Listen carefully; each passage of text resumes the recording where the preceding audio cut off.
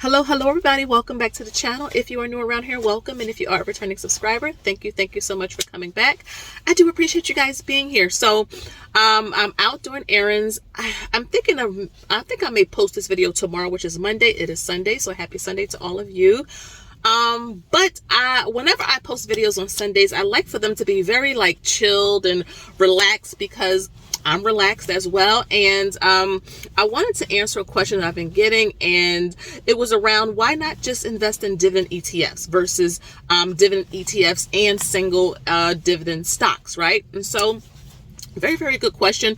And I love when you guys ask questions, because it shows me that you're engaged, that you're following our journey, that you are trying to obtain as much knowledge as you can for your journey. So I love when you guys ask me questions like this. So in my humble opinion,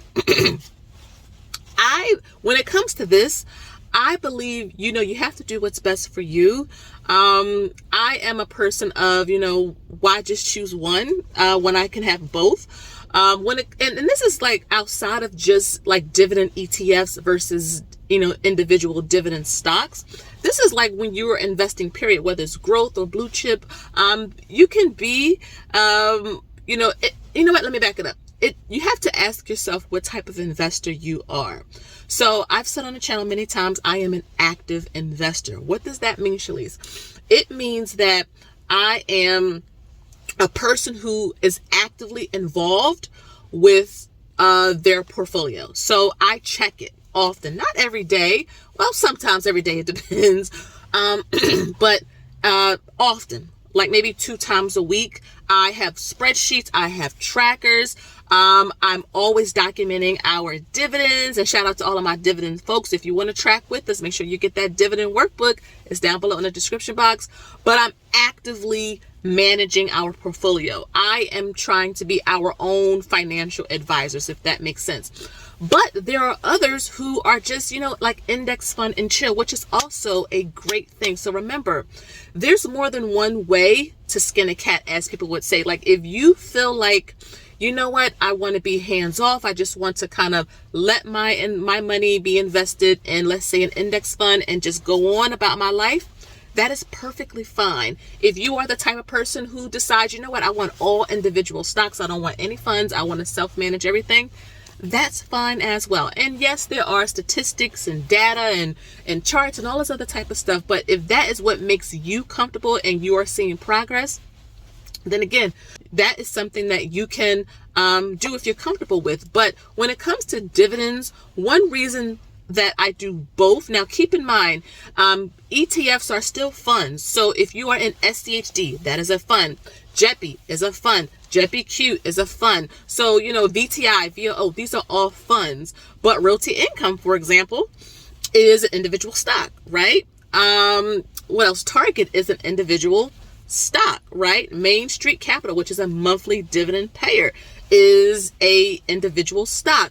And so one of the things that I do across all of our portfolios, and again, this is why I track the way I do. A lot of people fail to do this, and they fail to do it correctly, is track your money so you can see and create a strategy. So we have a portfolio set up for specific purposes, retirement stuff or long-term future. So when you are investing, think short-term future, long-term future. Long-term future is, let's say, 59.5 or 60.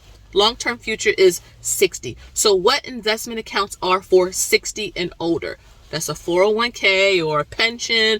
If you have a 403b, things like that. The IRAs, okay? So remember, if you have a Roth IRA, yes, you can take out your contributions after 5 years. You can do Roth conversion ladders. But if you are a beginner, traditionally, you can't touch the money until you're 59 and a half.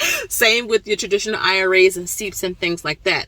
But that's long-term future. And I can tell you our long-term retirement accounts are in funds. Okay. So most people's retirements are in target date funds. That's what ours are in. And we get dividends from that. So that's an example of, yeah, we have a dividend-based fund in the long-term future. It's more conservative. We don't have to really look at it so much.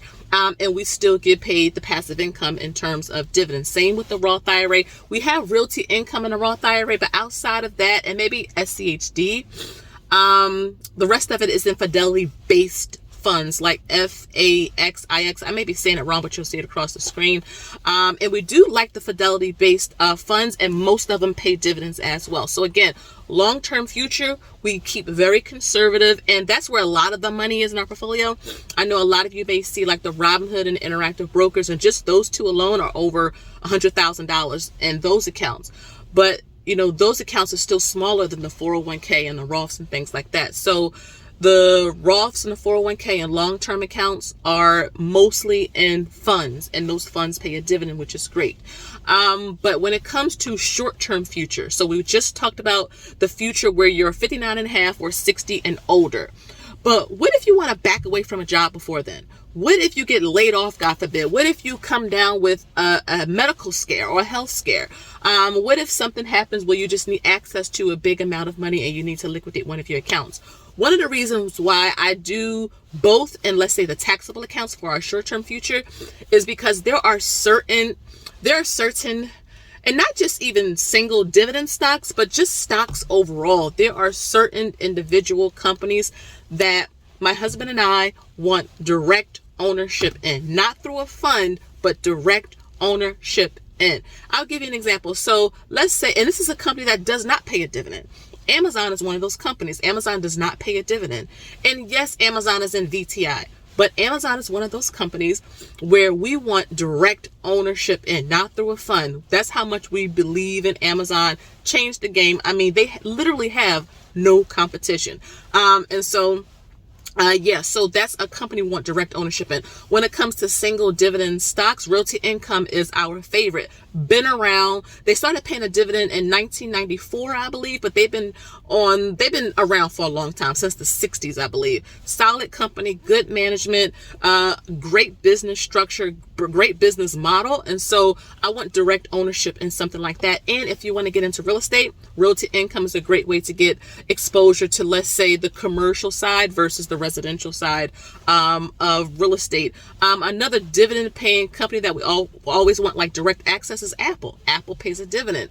Yes, we have access to Apple through our funds, but we want direct ownership in Apple just because, again, they're a game changer. They're like probably the best well-ran financials based company on the stock market is Apple. I want direct ownership in that, not just for me, but my children. I will give you another example of a stock that doesn't pay a dividend, but we own individually, Tesla. Not only do my husband and I have it, but our kids have it. Tesla is one of those companies, dividend or not, that we want direct ownership in. So, and even with all of the companies like in Robinhood, we have CVS and BP and Aflac, QILD, which is a covered call ETF. That's a fund. Things like that. Still, that the total of those individual stocks is what, 16, 15? And that portfolio that's in Robinhood is what, $40,000. And again, when you compare it to our retirement and the IRAs and all the other stuff we have going on, I like our risk balance. Again, you have to do what's best for you and what you're comfortable with. I will not suggest, again, not financial advice, but 50 individual stocks, especially if they're penny stocks or like high risk stocks. You will notice in our portfolios, we don't have any of that crazy stuff. We have solid companies, again, like CVS, like BP, like Aflac, Target, Tesla, Amazon, Google, Disney. These are companies that are solid blue chip companies, and most of them happen to pay a dividend. So to answer your question, it's about preference. So I would say the most of your portfolio should be in a fund. So SCHD, if you guys own that, congratulations, you're in a fund. VTI, VOO, congratulations. JEPI, you are in a fund. JEPIQ, you are in a fund. But I also think it's nice to have direct ownership in certain companies that have proven track records, that have, been around and that you believe in. Realty Income, like I said, I will forever, unless they change something, unless something happens, because I don't fall in love with the stock. This is business, but that's something I will own individually because the dividend, like, you see the dividend videos, you see the first quarter over $1,600 taxable accounts alone. So, and I show the portfolio so you can actually see the real numbers. It works. The strategy we came up with works. So that's my advice to you, the person who asked. Again, not financial advice, but help, just chatting here. I would say if you're a beginner and you're just starting, just stick with one fund, a dividend paying fund, VTI, VOO, SCHD. And if you want to add like one individual dividend stock, you can do that as well. I did a video where I listed all 60 monthly paying dividend stocks. I have playlists on this channel. Go back, explore. I think you will find a lot of information that will help you to learn more. I share a lot of good websites that helps people to, you know, understand more about how to invest, how to research and things like that. Because again, you know, you want to be the CEO of your finances. You want to expand your understanding and your knowledge. So that's what I wanted to come on. That's the video today. Leave me a comment down below. What's like one dividend, or it doesn't even have to be a dividend paying single stock. What is a single stock that you want direct ownership in? You don't mind funds, you love your funds, but you know, there are certain companies like Disney is another one, like direct ownership, and that's how much I believe in them.